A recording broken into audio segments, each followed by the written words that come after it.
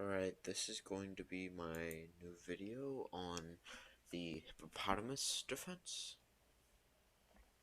Um, so this is actually more of a setup than an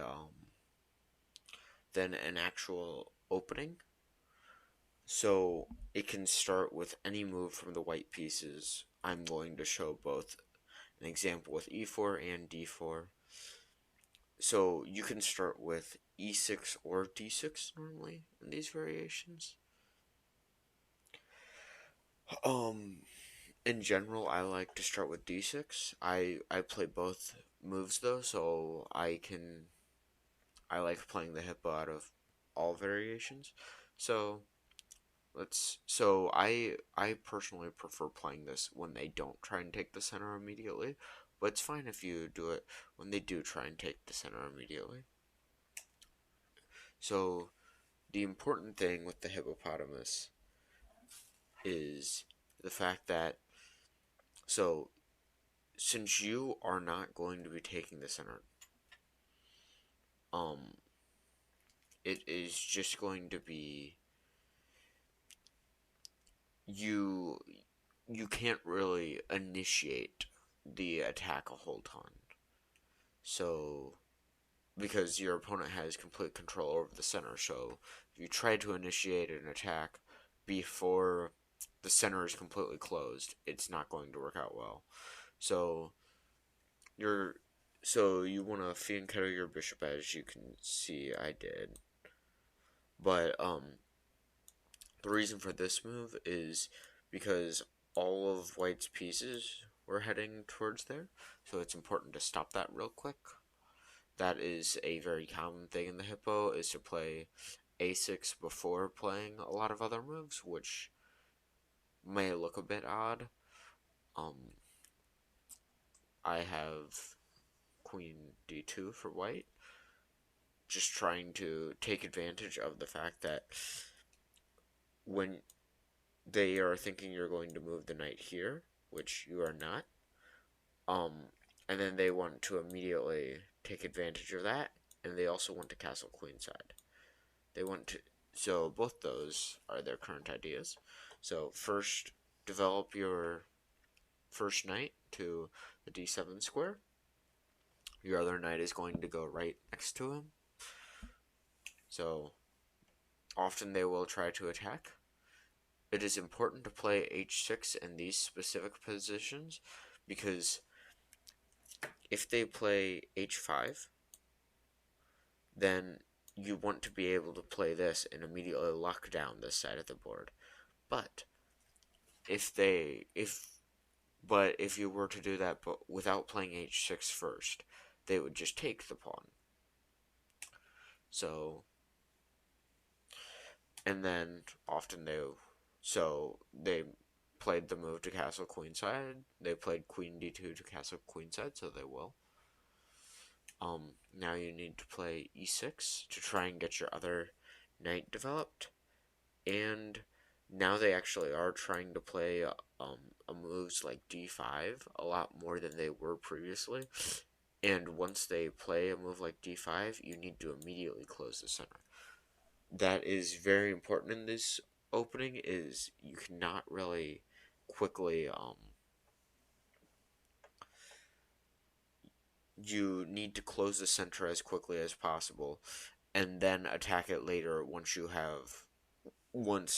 your opponent has run out of fuel. You cannot just open up the center when they try to. So this is a very reasonable move. F4, they're trying to take the center, which is what you should do when your opponent doesn't, so makes perfect logical sense to me. So now play knight to e7 because you need to get the knight developed at some point. Now they're playing g4, they're assuming you're going to castle kingside, and then they're going to attack. You're going to play b6 to try and fianchetto your other bishop. They'll develop their knight, you develop your bishop, and then basically this is your setup. And the important thing is once they play a move like once no once they play a move like this, like d4 or d5, you can play e5, and then if they take, you can take back with the knight, and then with the bishop, and then it still is a closed position, which you need to keep it closed.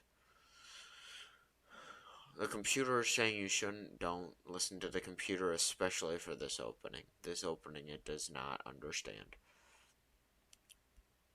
And same thing goes for if they want to play e5. Well, in this situation, you would take the knight. But in most situations, you would still want to play d5, just to immediately close the position. So I'm going to show another example. So the important thing to know about the hippopotamus defense is that you are going to close the position, and it is that you should try and close the position as soon as you can. Another important thing is if your opponent isn't doing anything, then you should bring your king, slowly bring your king to h7.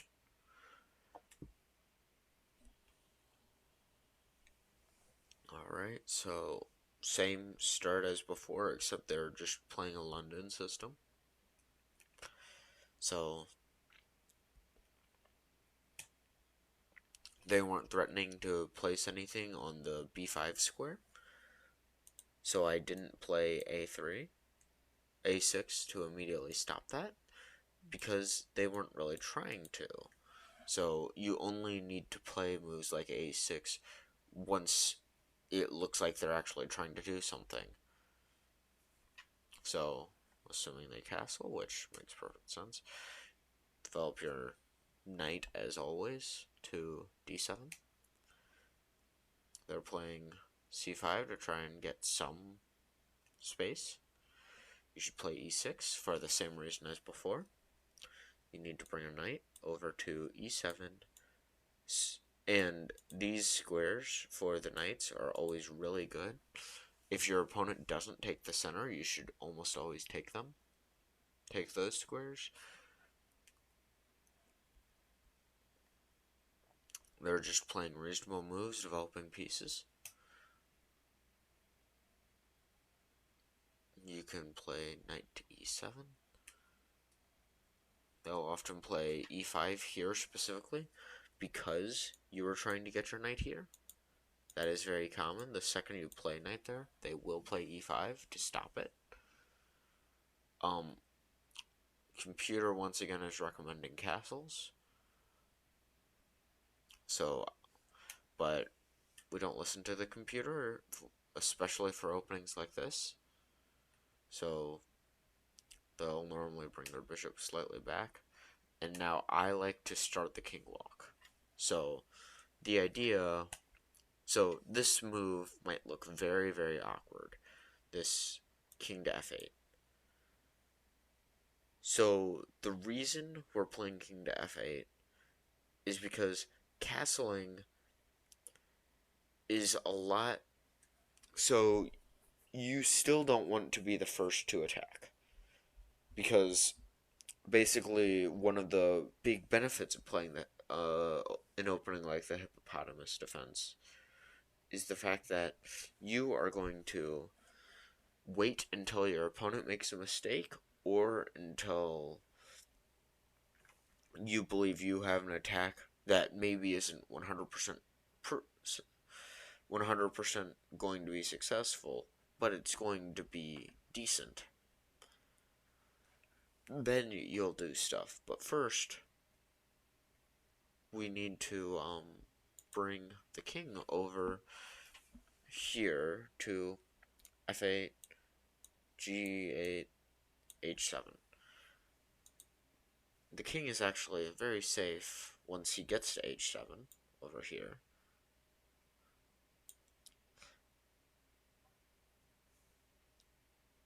And then after that, you can start